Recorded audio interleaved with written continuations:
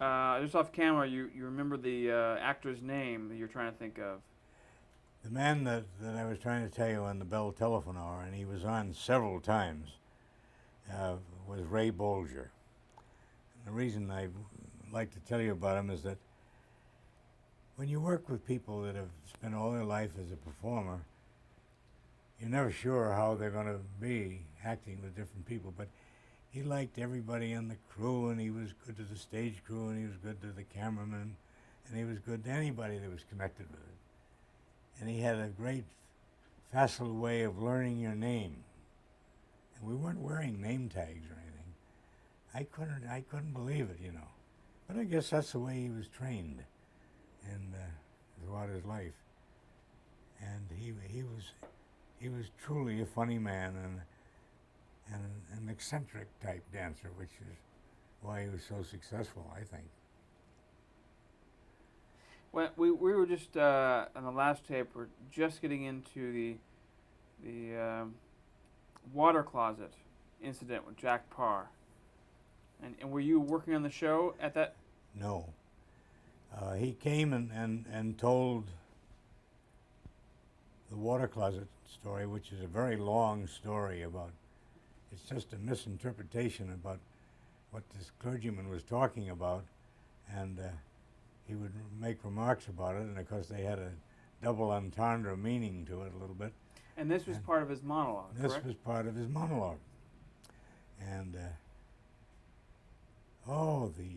what we used to call the censors. There was a group of standards and practices at NBC, and they just went goofy.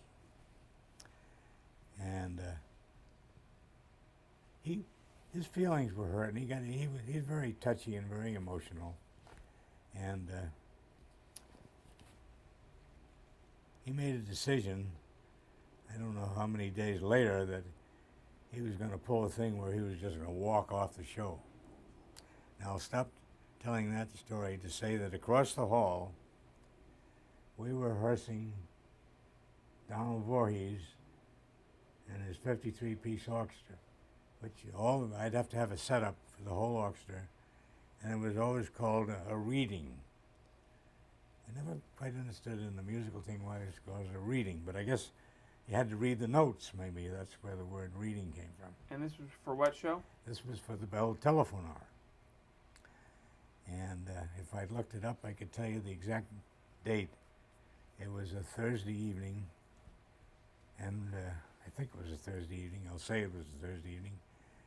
And we were on a break, and we were coming out of the studio, and as we came out of the studio, Jack Parr is walking out the stage entrance of Studio 6B with his polo coat over his shoulder. Now, we didn't know at that time that he had given a little speech and said, "This is the way they want to do things, and they can do it without me," and he left. He did that on the air. He did that on the air, which we didn't know about, but we just happened to arrive coming out through the airlock of the other studio. Was an identical studio, which later he was going to do his Friday night show from, until he couldn't stand it, because it was just opposite from the way the setup was in 6B, and that's when I had to get to get assigned 6B and do his show on a Sunday, because that's the only time it was vacant, because Carson was using it all the other time. Now I know that's thrown about 3 stories into one. But while he's walking towards the elevator, and I'm coming out with Walter Miller, who was the technical director who came to the reading, and an engineer named Malin Fox, who was the audio engineer. We hear a pitter-pat of feet on the linoleum, and out of the stage entrance comes Jose Melis, who was the orchestra director on the Tonight Show. Now, Jack is down near the elevator well, and Jose Melis is calling to him, "Jacques, Jacques, how am I going to get home? You drove." Oh, we laughed a little, but we weren't sure what it was all about. And they both lived in Bronxville, and one would drive in one day, and then the other would drive in the other. So that was, I don't know how Mellis got home, probably on the train. But then we learned afterwards that he'd left Hugh Downs in there to control the remainder of the show. And he came back, I don't know, a week or 10 days later. Right, and continued the show. Right. And then he leaves for good on that show in 1962. But you were transferred after Bell Telephone Hour, and you left Bell Telephone to go to the Tonight Show with Jack Parr? Correct. And how long did you work there?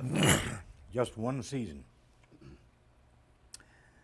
I was going to start the second season. I didn't know he was only going to do it for 2 years. But I got a call from my office, and they said, hey, we need you to go out with Perry Como. He's going to a different city every month and do a live show in black and white. I said, why isn't he going to do it in color? He said, well, we can't get the gear to go at that time. They didn't have a mobile unit of their own. They were all being used by the sports department.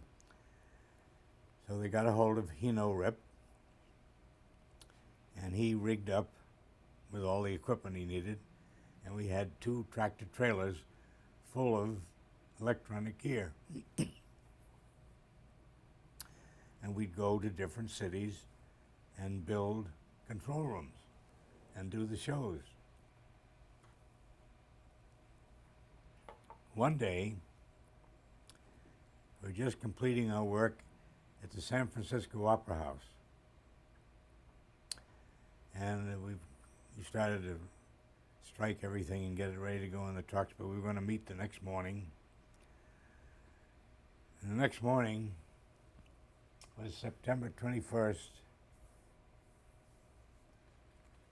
1963. We were all of us quartered at the Del Webb townhouse in San Francisco, because then I could have the whole crew walk to work and we wouldn't have to rent so many cars. I used to get the darndest requests about how we're going to save money, and I'd have to put it into effect. But the crew didn't mind. They didn't mind walking to work. I had a couple of cars when we had to go pick up things at stores and things of that type. Came to the lobby, came down a little late, didn't have an early breakfast. Came through the lobby and I could hear voices on the television saying, they don't know yet, they've taken the president away, he's gone to Woodland Memorial Hospital. He's been hit by an unknown assailant. And from then on came the story of the assassination of John Kennedy. I looked at his picture the next day in the paper. I'm sorry about this coughing. And it had his dates, 1917, 1946. I thought, those are my dates. 1963, I mean. He was 46 years old. And I said to Rip, I'm 46 too. And then, of course, we had to go to Dallas the next day, because that was our next pickup at the State Fair of Texas at Dallas. That was a planned destination? Planned meeting of a survey. And all of a sudden, Perry didn't know whether he wanted to go. And the people in the agency for Kraft, Cudner Agency, didn't know whether we should go to Dallas. And then Perry said, but it's a slap in everybody's face if we don't go, and we use that as an excuse. So we went. The following day, nobody really wanted to see us, We had a survey on Sunday. we were free Sunday morning, and I said to the gang, the last time I'd been in Dallas, the only hotel was the Adolphus Hotel. In the meantime, they built two great big hotels right near each other near the courthouse. I can't remember which one I was at. This was the day after Kennedy This is had the been day shot. after.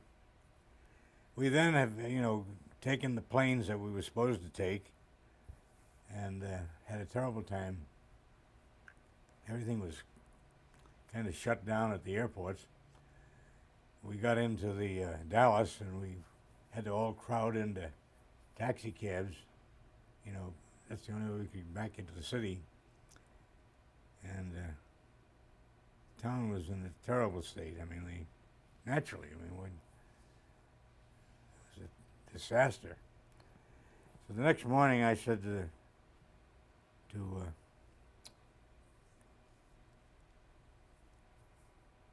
director, I said, I'd like to go to church over at St. Matthew's Cathedral. And I said, when is our next meeting? He said, it's at 2:30 out at the fairgrounds. I said, I'll be there at 2:30. So I went to the Episcopal Cathedral, and it really annoyed the daylights out of me. In the particular service that I was there, they didn't mention the president once. They didn't say a prayer for him.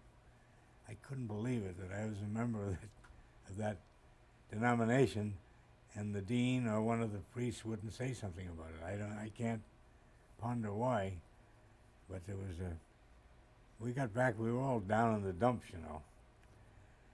So we went out to the fairgrounds and had the survey. We were using the theater there. Do you remember the director's name?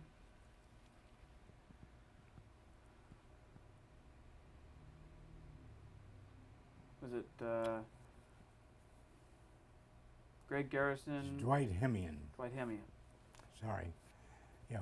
And not Greg Guy, it was Dwight Hemian. And he did all of the ones that we did on the road. He was not with Gary Smith then, but he had been before that. And so we got pretty much what we know. We were going to use the stage.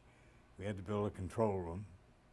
We just gotten through building a control room in the San Francisco Opera House, and we were not allowed to put a nail in anything, So we had to get a carpenter to cut all kinds of wood to shiv it in and support it against the wall and all our support, so that there were no nails or screws in it. It was all put together with wood fastened together properly. But there was something that had to do with the interior decor of the place.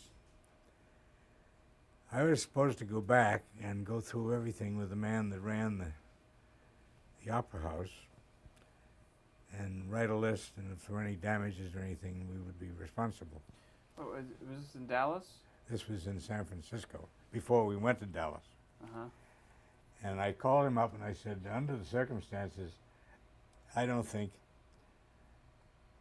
I can come over and make out the list. I said, why don't you make it out and send me the information? And about at that point, he was so distraught, he said, I don't think there'll be a list.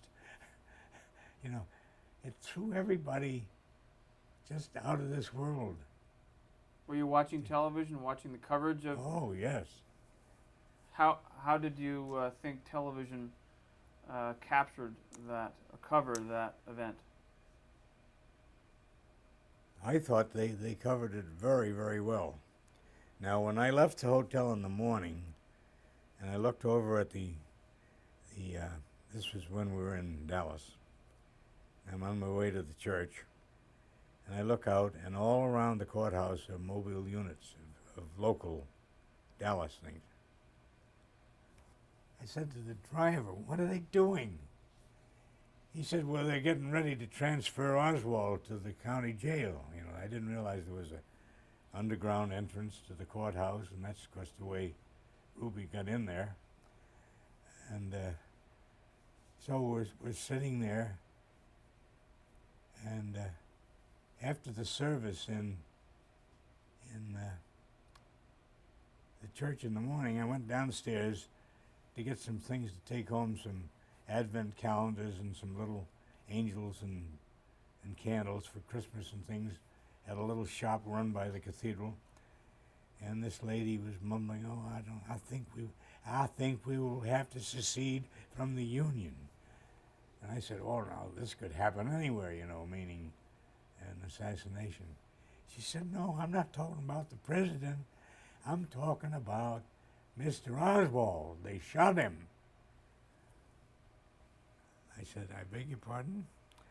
You know, I was in church when this went on in television, as you know, and it was all recorded there right while it happened. I can't believe that. Well, now from the things that have happened in the present day, I can believe almost anything happening. I want to get a couple questions regarding Perry Como. How was he to work with? Perry Como was the most delightful entertainer in the world, delightful human being.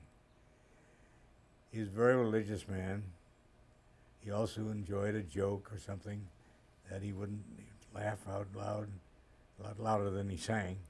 And he was the epitome of a person who'd come from a very low start and gotten all this famous background and never let it go to his head, and was very kind to everybody that he met. Was he a private man?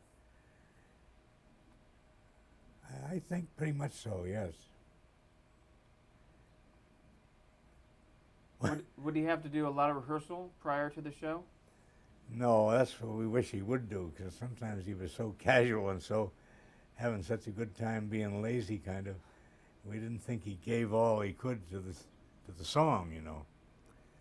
And yet, if it came to a point where he had to belt something out, he really could give a lot of volume to it, but he didn't use this in his style of crooning to people, you know.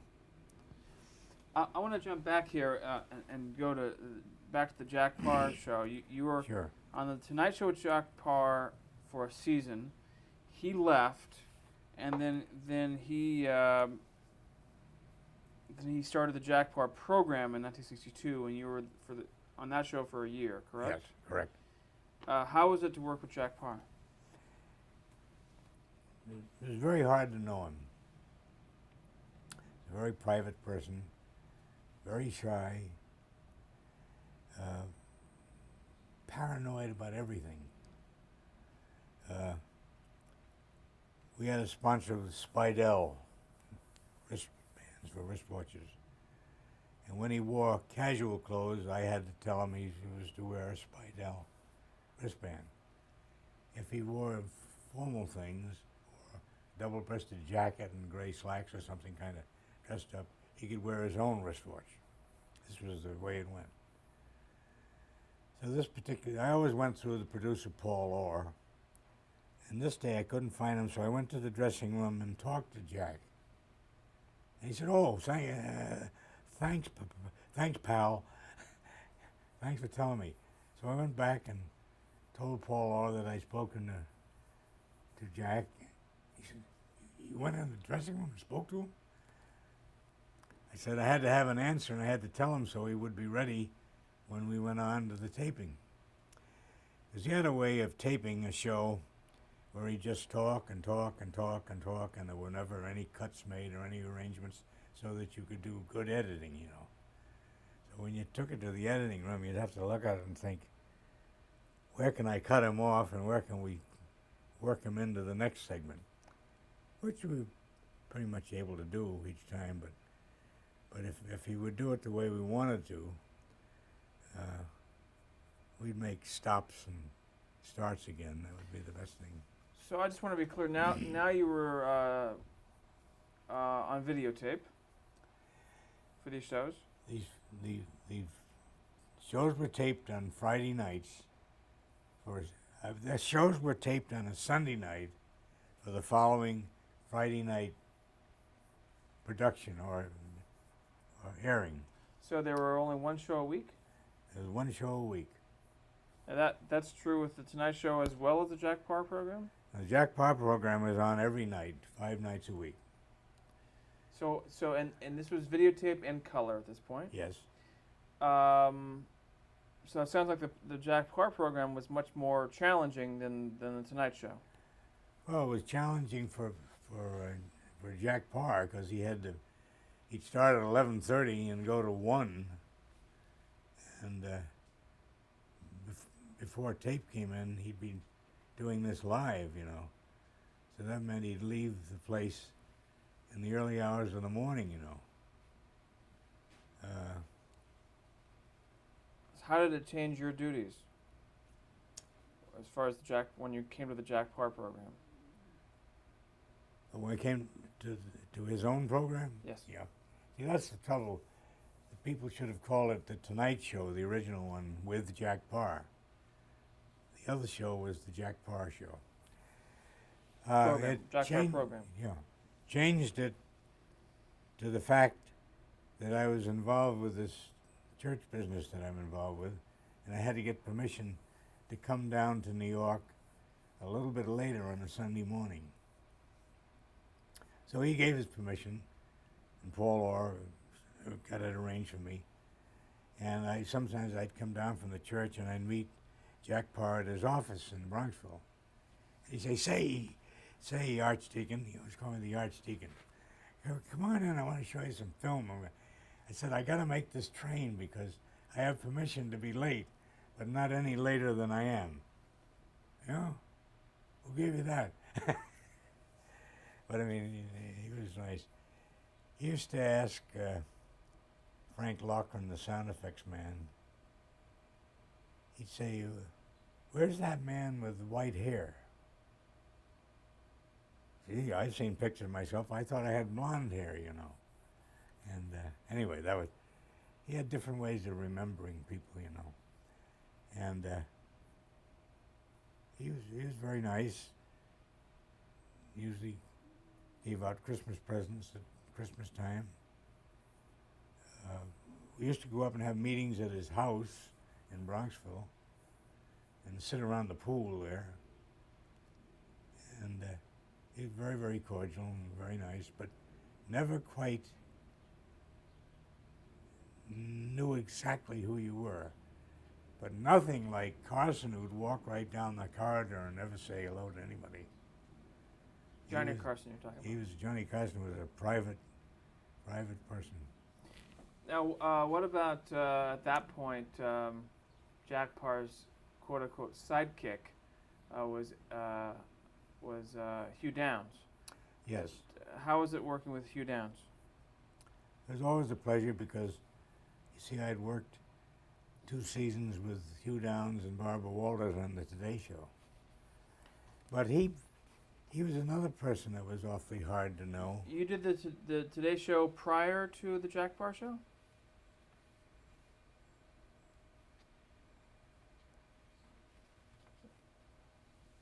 I had that you worked on the Today Show in 1966, or 67, pardon me.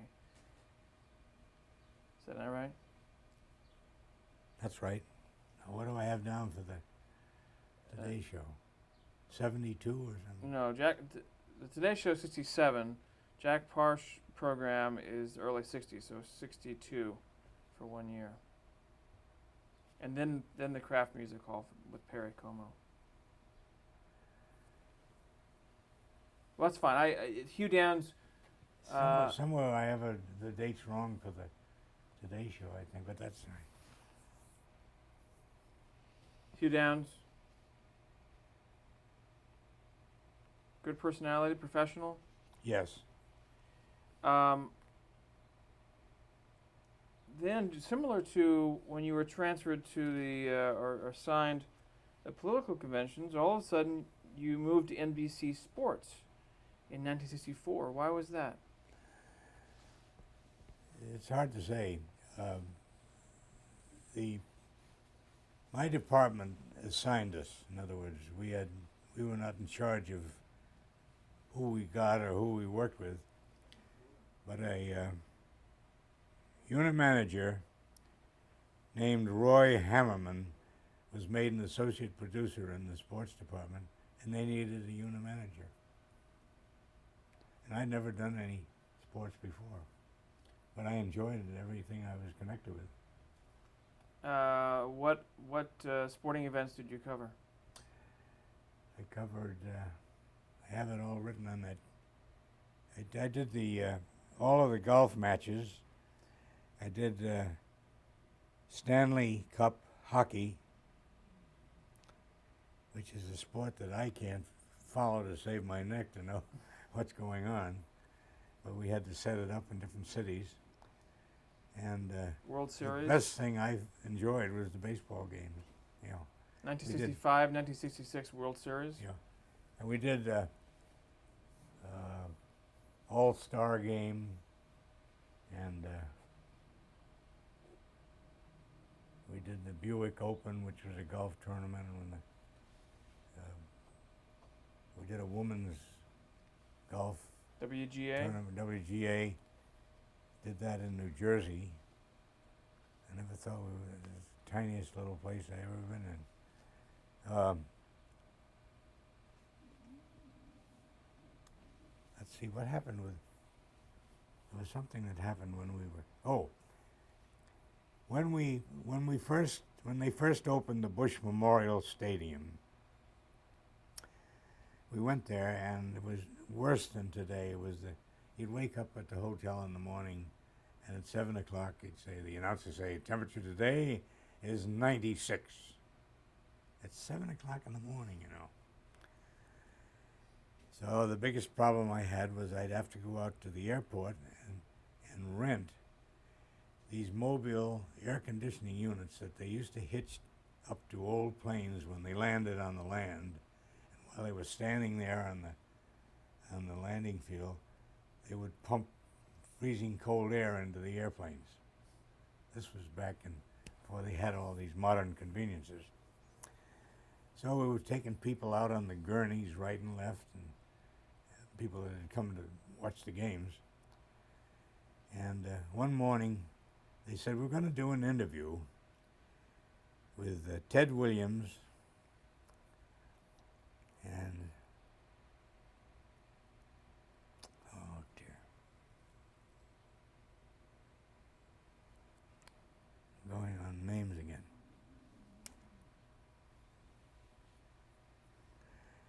Anyway, Ted Williams and the announcer is no longer living, who was the voice of St. Louis Cardinals.